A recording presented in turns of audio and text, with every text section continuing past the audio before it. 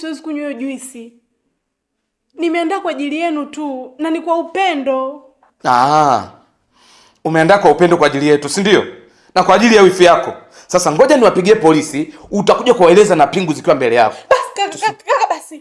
Nasema ukweli wallahi wa billahi tena hivi. Naongea ukweli kaka. Nasema.